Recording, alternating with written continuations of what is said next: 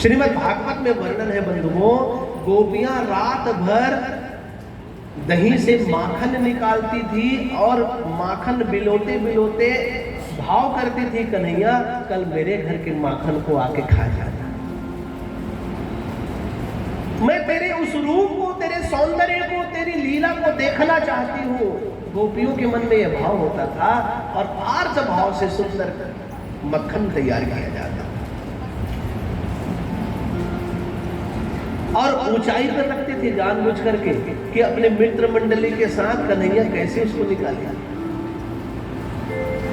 एक बार एक गोपी ने माखन की हांडी के साथ में एक घंटी को बांध दिया कि कन्हैया जब माखन खाएंगे एक घंटी बजेगी तो मैं जा करके झट से पकड़ लूंगी। बड़ा सुंदर योजना हुआ। घंटी की आवाज आएगी, पता चल जाएगा, पकड़ लेंगे।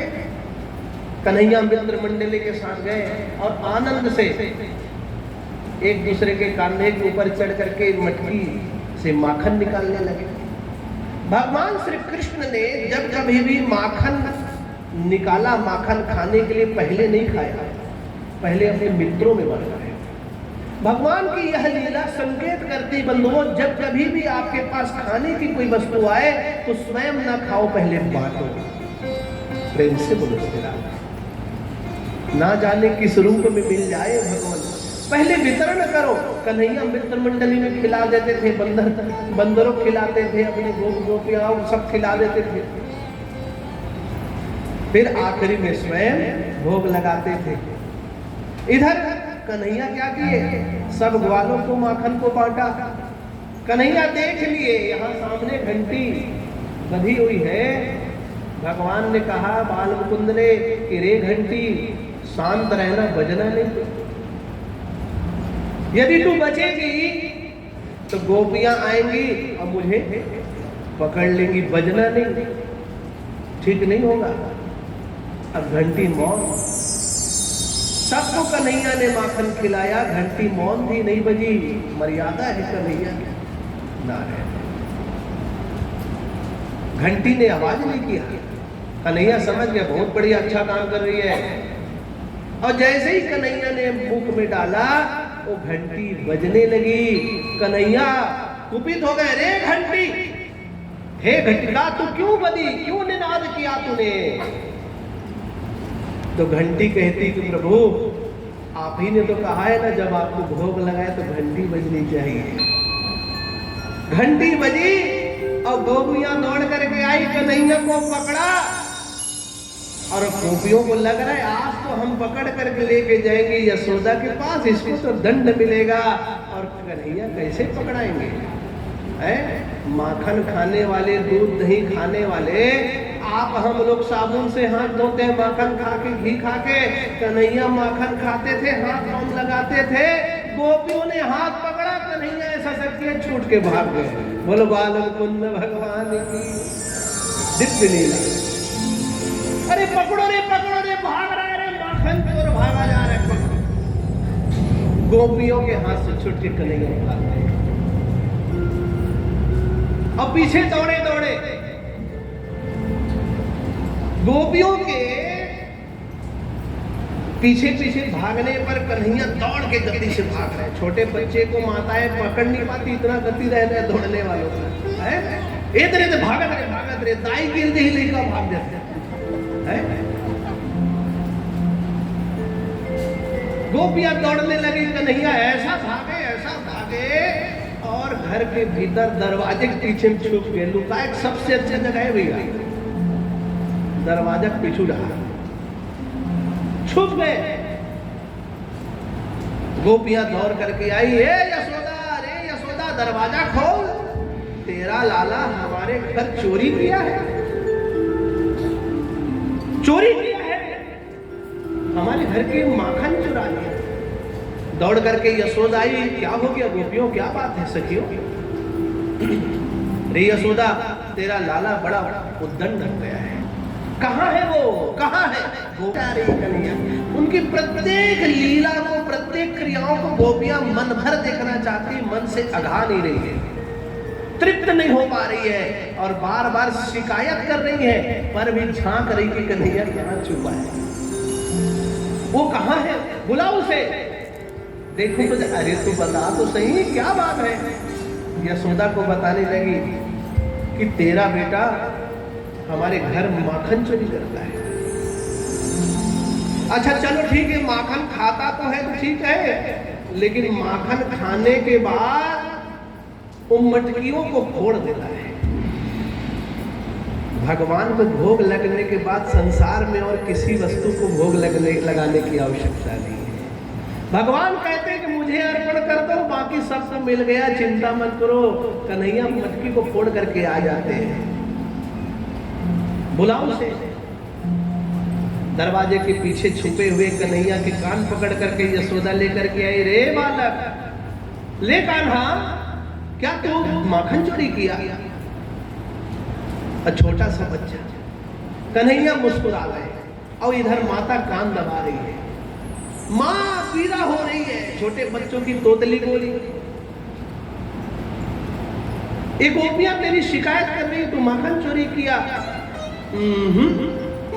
छोटे बच्चे कितना सुंदर बोलते हैं, आप बोलवा थक जाओगे तो उत्तर नहीं देंगे। क्या हो, माखन चुराया तूने? अच्छा, यशोदा मैया को क्रोध भी आ रहा है, गुस्सा भी आ रहा है। क्यों? घर में अतिक्रम सामान रखे खाया बात, और देवांगन के दुकान ले जाकर ब्रेड निकाल खा दी।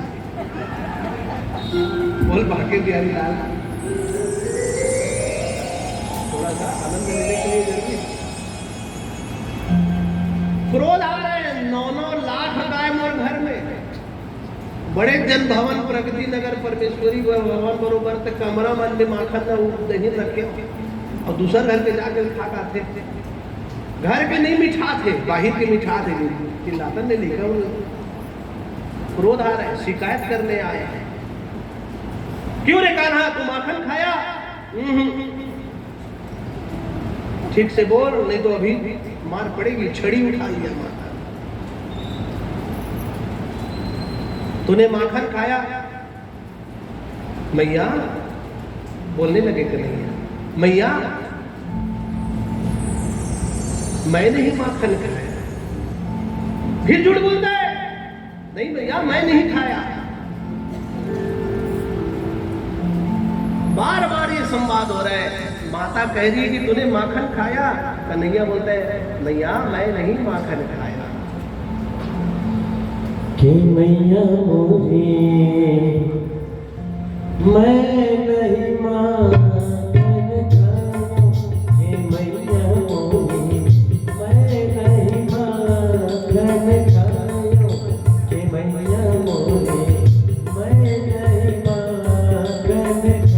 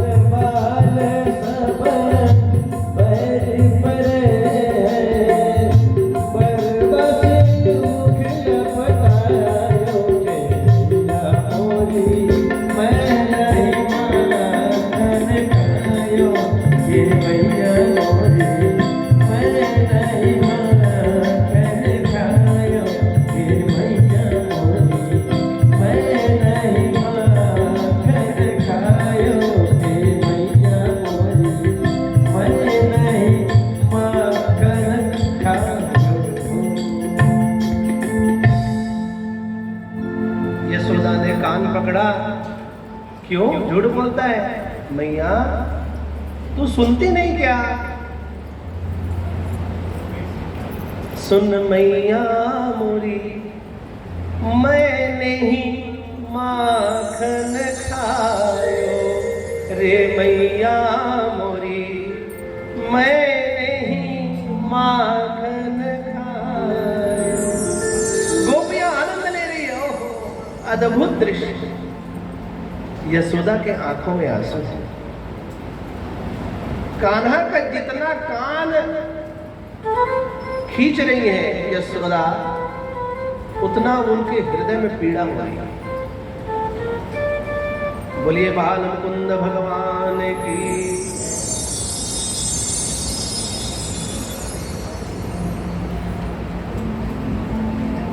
वक्ताओं के लिए एक विशेष बात रहता है। श्रोता यदि मन से सुने तो वक्ता बहुत अच्छे से बताते हैं। यदि श्रोता का लगे, वक्ता देख लेते हैं, श्रोता को लगे कि ये श्रोता नहीं सो रहा है, श्रोता है, तो वक्ता को बजरंगबली की एक विशेष विद्या याद है। समझ रहे हैं? हनुमान जी की एक विशेष विद्या है। जैसे हनुमान जी लंका उड़ के चले गए ना, ऐसे ही कब गोवर्धन धारण में चल देंगे पता नहीं चलेगा, आप सोते रह जाओ। बोलो बाकी बिहारी लाल की।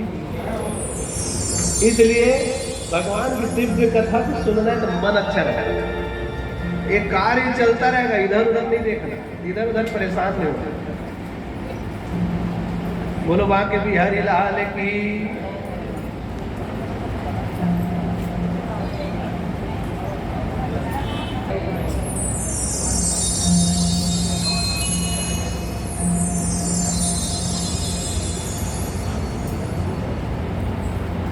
कृष्ण की अनेक दिव्य कथा का रसपान सुखदेव महाप्रभु करा रहे हैं।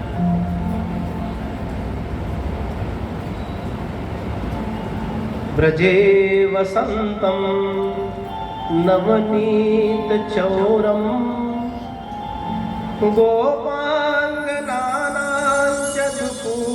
चौरम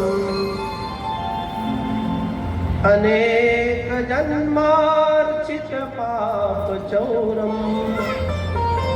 चौराग्य गण्यम पुरुषम नमामि। चोर कौन है? भगवान को संज्ञा दी गई गोपियों ने माखन चोर। ये गोपियों का स्नेह का नाम है। निश्चित ही ये बात सत्य है कि गोपियों का चित्त चुराने का कार्य कन्हैया ने किया। चित्त चोर है। गोपियों ने उलाहना से माखन चोर कहा, किंतु विचार करिए चोर कौन है?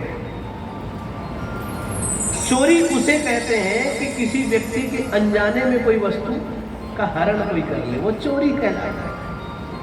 कन्हैया के लिए तो गोपियां स्वयं तैयार रहती थी, छुप करके देखती थी उनकी लीला को। और आए कन्हैया कल हमारे घर की माखन को खाए, चोरी करे, इसलिए एक दिन पहले तैयारी करते थे। चोर तो वो होते हैं बंधुओं जो परमात्मा का दिया हुआ प्रसाद, परमात्मा के दिया हुआ संपत्ति, परमात्मा के दिए हुए वैभव, परमात्मा के दिए हुए अचल संपदा तक को अपना मानते हैं, परमात्मा में अर्पण नहीं करते, वे चोर कहलाते हैं। तेरा तुझको अर्पण क्या लागे मेरा, ये आरती तक में ही अच्छा लगता है ना? है? तेरा तुझको अर्पण क्या लागे मेरा, जगदीश हरे की आरती गाते हो, है? क्या कोई विचार किया? तेरा तुझको अर्पण क्या लागे मेरा, मेरा तो मेरा, तेरा भी मेरा वाली बात है यहाँ। बोलवा के बिहारी लाल की। मेरा तो मेरा ही है, तेरा भी मेरा, बस यही बातें चल रही है। पहले गांव में घर में पहला घर में मुनगा फरे है, वो आए है तो मुनगन पहली नहीं खाई, मंदिर में चढ़ाती जात रे चढ़ा का पहली मुन गए। भाव देखो, रखिया है, रखिया पहला फरे जात मंदिर में चढ़ा का बे। अब ग्रीष्म ऋतु में सुंदर सुंदर मीठे मीठे आम ले रहे हैं और बिना भगवान को भोग लगाए अकेला ही डकार दिया, कहाँ बीमार नहीं पड़ गए। पहली भोग लगा, कैसे दो लगाए नहीं है परंपरा। अब सब लग गरगट्टा अकेला तबाह कहां कुछ हुई। इसलिए विचार करना है। स्तेन कहा, चोर कौन है? तैर दत्तान प्रदायभ्यो यो भुक्तेन स्तेन एव सः। जो परमात्मा की दी हुई वस्तु को परमात्मा को अर्पण करने के अतिरिक्त स्वयं अपने लिए उपभोग करता है, वो चोर है। इसलिए जो कुछ भी प्राप्त हो परमात्मा को अर्पण करो।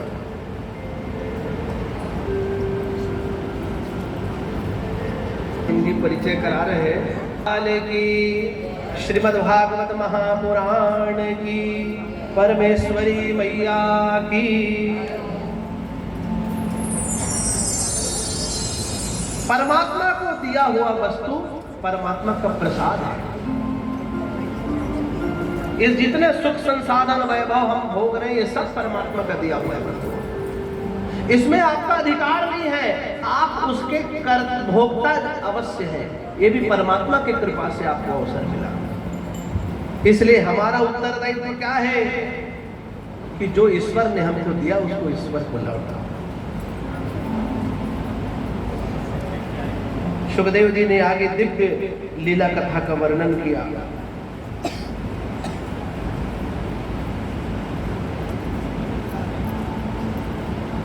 एक समय की बात है, भगवान श्री कृष्ण जब थोड़े बड़े होने लगे तो जब बच्चे बड़े होते हैं तो थोड़ा सा उद्दंड हो जाते हैं। धर्मशास्त्र क्या कहता है? 5 वर्षे लाल, ये 5 साल तक बच्चों का लालन पालन करो, स्नेह दो। यदि बच्चे उद्दंड हो रहे हैं तो उसको उनको स्नेह पूर्वक समझाओ।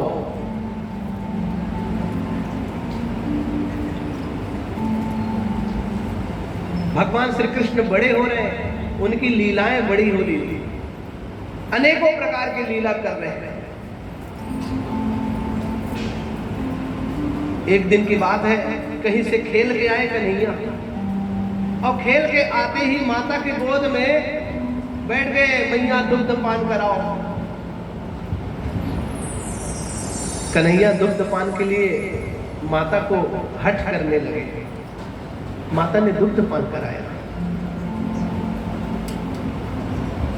वहीं निकट में ही अंगीठी में चूल्हे में रखा हुआ दूध खौल करके गिरने लगा। श्रीधर स्वामी ने अपनी टीका में वर्णन किया है, अंगीठी में रखा हुआ दूध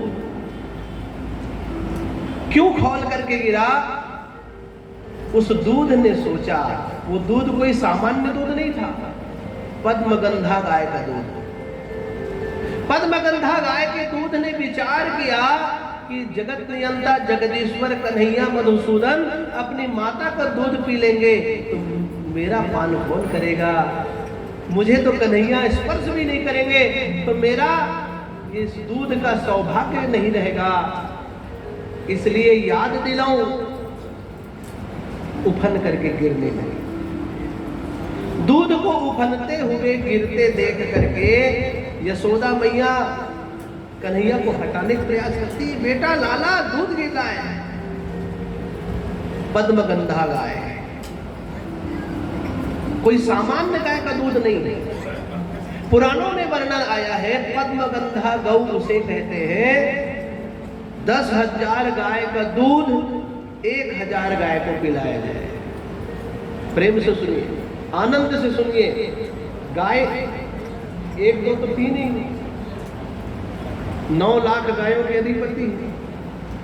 10,000 गाय के दूध को 1,000 गाय को पिलाया जाए और उस 1,000 गाय के दूध को 100 गाय को पिलाया जाए, 100 गाय के दूध को 10 गाय को पिलाया जाए और 10 गाय के दूध को 1 गाय को पिलाया जाए, वही है पद्मगंधा गाय। कितना स्पेशल था भगवान कृष्ण का गाय, उनका दुग्ध पान करते थे। पद्मगंधा गौ माता का दूध कन्हैया पीते थे और हम लोग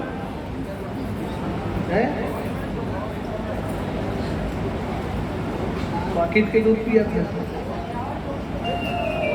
पाकिट के दूध पिया था नहीं। अच्छा, सब दीदी बहनी भैया मल्ला सब ला चाहिए का चाय, पीतो ने भैया चाय बहुत अच्छा है, नहीं पियो तो अच्छा है। चाय सबको चाहिए और चाय कैसा चाहिए, दूध वाला। और कोई गाय पालना नहीं चाहते, कितनी बड़ी घटना। कोई गाय पालना नहीं चाहता और बढ़िया रबड़ीदार चाय चाहिए। कैसे होगा भैया, विचार करिए। कन्हैया पीते हैं पद्मगंधा गाय का दूध। गाय का दूध, पद्मगंधा का दूध जब गिरने लगा, यशोदा अतृप्त अवस्था में कन्हैया को अपने से अलग कर दी। अरे दूध गिर रहा है कान्हा। और जब किसी छोटे बच्चे को दूध पीते हुए से अलग करो तो बड़े जोरों से रोता है, क्रोध आ जाता है, गुस्सा आता है छोटे बच्चों को। और माता की भी ऐसी स्थिति कि दूध नहीं निकालेंगे तो पूरा दूध बाहर गिर गया। अंगीठी से दूध हटा लिया। कन्हैया गुस्सा हो गए, क्रोधित हो गए। अभिनंदन, वो थोड़ा सा परिचय ऐसा लेना चाहिए आपको, बीच बीच में स्वागत कर लेना चाहिए ऐसा। तो इस प्रकार जब दूध गिरने लगा, कन्हैया अतृप्त अवस्था में क्रोधित होकर के चित्रण सुखदेव जी ने किया। महाराज परीक्षित ने अनेकों लीला के विषय पर पूछा। जब भगवान श्री कृष्ण अतृप्त अवस्था में यशोदा मैया से विरत हुए, उनको क्रोध आ गया और घर के आंगन में माखन से भरा मटका रखा था। भगवान श्री कृष्ण ने अपने पैरों से उसी इतना जोर से धक्का दिया कि वो मटका भूमि पर गिर करके फूट गया। भैया यशोदा मैया ने देखा कि ओहो, बड़ा उद्दंड हो गया कन्हैया, तुझे तो दंड देना पड़ेगा। यशोदा मैया क्रोधित हुई और एक छड़ी लेकर के दौड़ने लगी कन्हैया के पीछे पीछे। कन्हैया भागने लगे।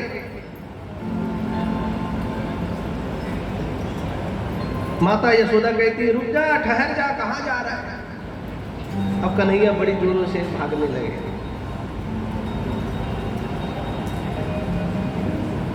जब यशोदा कहती कि हे भगवान अब तो रुक जा, थक गई, इतने में कन्हैया खड़े हो जाते हैं। माता यशोदा उनको हाथ से पकड़ लिए। अच्छा, तू बहुत बदमाशी करता है, अभी बहुत उद्दंड हो गया, तुझे तो हम अभी मजा चखाते। एक उखल में ले जा करके रस्सी से बांधने लगे। हाथ को पीछे किया और रस्सी से बांधने का प्रयत्न करने लगी। रस्सी क्या है, गुण को रस्सी कहते हैं। और किसकी रस्सी? जिससे गायों को बांधा जाता है, उस रस्सी से बांधने लगी। जब जब यशोदा बांधती, रस्सी 2 अंगुल छोटा पड़ जाता, 2 अंगुल छोटा पड़ जाता।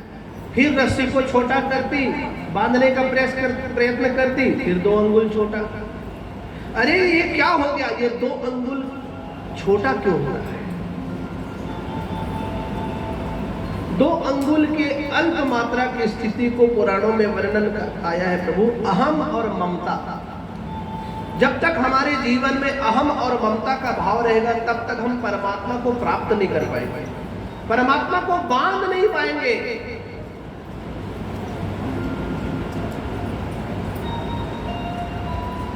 यशोदा थक गई, कन्हैया को कहने लगी अब तो बंध जा, इतने में कन्हैया के हाथ बंध गए और नित्य क्रिया करने के लिए यशोदा चल पड़ी। इधर भगवान श्री कृष्ण ने देखा कि मुझे लीला करना है। जिस ऊखल में कन्हैया को बांधा था, ऊखल को खींचते खींचते कन्हैया ले गए, खींचते खींचते ले गए और दो यमलार्जुन के, कौहा बोलते हैं हम लोग छत्तीसगढ़ में, ऐसा था, एक ही पेड़ में दो भाग निकला था, यमलार्जुन का पेड़। उसके पेड़ के बीच में कन्हैया चले गए और इधर पीछे से फंस गया वो ऊखल। अब कन्हैया जोर जोर से खींचने लगे। लीला माधव श्याम सुंदर ने देखा कि अब मुझको उद्धार करना है। इस कौहे के वृक्ष में, अर्जुन के वृक्ष में छुपे हुए कुबेर के दो बेटे नलकूबर और मणिग्रीव का उद्धार करना है। इस उद्देश्य से कन्हैया ने जोर से ऊखल को खींचा और धड़ाम से अर्जुन का वृक्ष गिर गया। जैसे ही अर्जुन का वृक्ष गिला बंद हो, इतने में नलकूबर मणिग्रीव प्रकट हो गए, भगवान को प्रणाम किया और भगवान के धाम चले गए। सुखदेव महाप्रभु ने परीक्षित को दिव्य लीला का वर्णन किया। भगवान श्री कृष्ण की अनेकों लीलाओं को देखते हुए प्रत्येक लीला में भगवान ने संहार किया है, ध्यान रखना। कभी छकड़ा गिर जाए, कभी अर्जुन का वृक्ष गिर जा रहा है, कभी पूतना ले जाकर टूट जा रही है। तो गांव के जितने नंद आदि बड़े वृद्ध ज्येष्ठ श्रेष्ठ थे, सब ने विचार किया कि अरे छोटे से बालक पर जब से जन्म लिया है कुछ न कुछ अनिष्ट हो रहा है। हम एक काम करते हैं, एक गोकुल को छोड़ करके आसपास कोई दूसरे नगर पे प्रवेश करेंगे। किसी ने उनको ज्ञान दिया कि भैया थोड़ी ही दूरी पर यमुना का पुलिन तट है, यमुना का पुलिन तट है, सुंदर हरी भरी घास है और तुलसी के अनेक वन है, क्यों ना हम वहां चले। नंद जी तैयार हो गए, कहते हैं कि ठीक है भाई हम वहां चलेंगे। सब पूरे ब्रजवासी गोकुलवासी नंद जी की बात को मान करके वृंदावन की परम पवित्र भूमि पर चले। वृंदावन धाम, आज भी वृंदावन धाम है, पवित्र वृंदावन धाम पहुंच गए। सब उत्सव मनाने लगे, अरे वाह हमारा नया नगर बन गया। अब वृंदावन में गोकुलवासी सब वास करने लगे। बोलो वृंदावन धाम की। वृंदावन में सब वास करने लगे।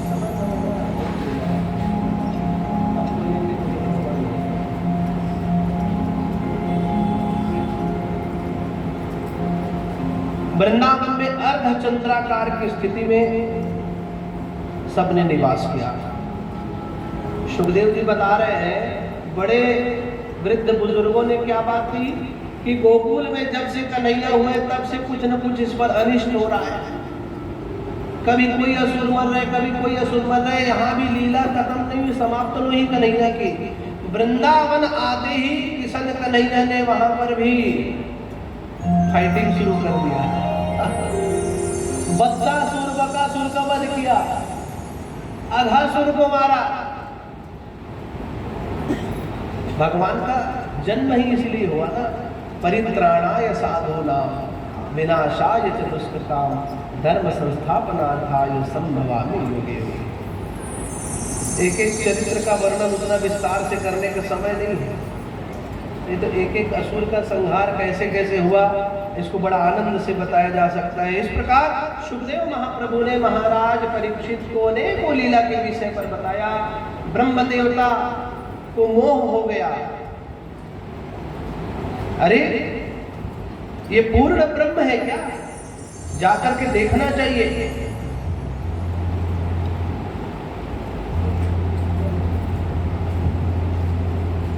जाकर के देखना चाहिए। कृष्णस्तु भगवान स्वयं, ये ब्रह्म है। ब्रह्म देवता ब्रह्मलोक से आए, इधर कन्हैया अब तो गोचारण करने लग गए हैं। गैया चराने लग गए ग्वाल वालों के साथ और सुंदर बंसी की तान छेड़ते थे। गैया भी मंत्रमुग्ध हो जाती थी, आनंद से चरती थी। ब्रह्म देवता आकर के देखे वृंदावन के सुंदर अरण्य में, अरे पेड़ के नीचे में कोई ग्वाला बंसी बजा रहा है, ये पूर्ण ब्रह्म है। अरे ये पूर्ण ब्रह्म है। नहीं, ऐसा नहीं हो सकता। यदि ये पूर्ण ब्रह्म है तो मैं एक काम करता हूं, ये जितने गैया हैं, जितने ग्वाल बाल हैं, सबको मैं अपने लोक ले चलता हूं, देखता हूं ये ब्रह्म है क्या, कैसे पता चले, समझेंगे। ब्रह्म देवता ने सबको सम्मोहित करके, जितने गैया है, जितने ग्वाल बाल है, सबको ब्रह्मलोक ले जाकर के सम्मोहित करके सुना दिया। भगवान श्री कृष्ण सुंदर बंसी की तान छेड़े हुए हैं और इधर जब देखा, अरे मेरी बंसी की ध्वनि को सुन करके मंत्रमुग्ध होने वाली गैया कहाँ है, मेरे बाल सखा गोप ग्वाल कहाँ है, किसी को नहीं पाया। कन्हैया समझ गए, निश्चित ही ब्रह्म देवता को अभिमान हो गया है, वो मुझे पहचान नहीं पा रहे हैं। चिंता मत करो, जितने गोप ग्वालों को ब्रह्म देवता तूने अपने लोक में ले गया, उतने गोप ग्वालों के रूप में मैं स्वयं रह जाऊंगा। अपना स्वरूप को विस्तारित किया और जितने गैया थी, जितने ग्वाले थे, वे सब कन्हैया ही ग्वाल बाल और गैया बन गए भैया। और जितने ग्वाल बाल गैया बन गए, जब वे घर जाने लगे तो गैयों को बड़ा आनंद आने लगा। हर छोटे से छोटे गैया और हर ग्वाल बाल में कन्हैया स्वरूप बना करके प्रकट हो गए। बोलो बालम कुंद भगवान की। छोटे छोटे गैया, छोटे छोटे बाल, छोटो सो मेरो मदन गोपाल। छोटे छोटे गैया, छोटे छोटे बाल, छोटे छोटे गैया, छोटे छोटे बाल, छोटो सो मेरो मदन गोपाल, छोटो सो मेरो मदन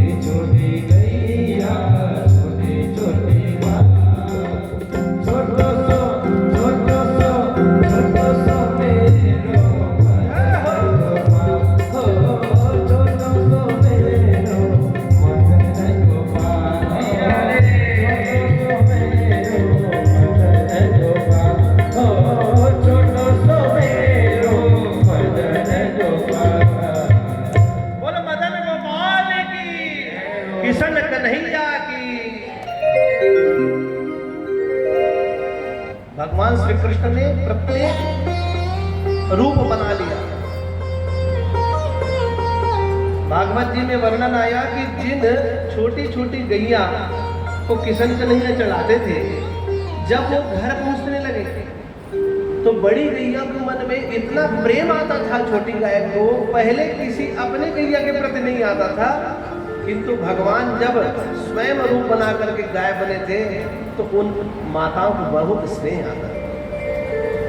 छोटे छोटे ग्वाल बाल जो सखा थे, उनकी माता उनके पिता देख करके उनके प्रति इतने प्रेमाश्रु का भाव व्यक्त करते थे। ऐसा 1 वर्ष तक लीला भगवान ने किया। ये मानवीय 1 वर्ष था। इधर ब्रह्म देवता देखे, जाकर के देखा जाए क्या चल रहा है ब्रज में। वृंदावन के पवित्र तट पे जब पहुंचे ब्रह्म देवता, तो कन्हैया फिर से वही बंसी की तान छेड़े हुए हैं, और जितने गोप ग्वालों को ब्रह्मलोक में उन्होंने सम्मोहित करके रखा है, वो सब वहां खेल रहे हैं। ब्रह्म देवता फिर जाकर के ब्रह्मलोक में देखिए, अरे ये तो यहाँ सो है, तो वहां कौन है? जब पुनः जाकर के देखा तो जितने गोप वाले थे सब में श्री कृष्ण का स्वरूप दिखाई दिया। वे समझ गए कि यही जगत नियंता जगदीश्वर है, और मुझसे बहुत बड़ा अपराध हो गया, मैं परमात्मा की परीक्षा ले रहा था। दंडवत कर दिए। नमोस्तु अनंताय सहस्त्र मूर्तये सहस्त्र पादाक्ष शिरोर्बाहुवे सहस्त्र नामने पुरुषाय शाश्वते सहस्त्र कोटि युगधारिणे नमः। हे परमात्मा, आप 1000 स्वरूप धारण कर सकते हो, मैं आपको स्वीकार कर लिया, मेरा प्रणाम स्वीकार करे प्रभु, मेरे अपराध क्षमा कर। ब्रह्म देवता दंडवत होकर के प्रणाम।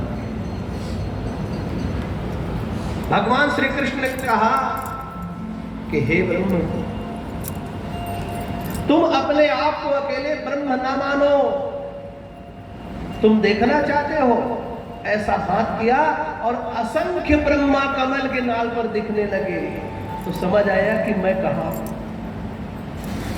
बंधुओं, भगवान श्री कृष्ण के दिव्य चरित्रों का यदि ध्यान से चिंतन करें, इनके रहस्यों का चिंतन करें, तो आपको आपकी पहचान समझ आ जाएगी कि आप कहां।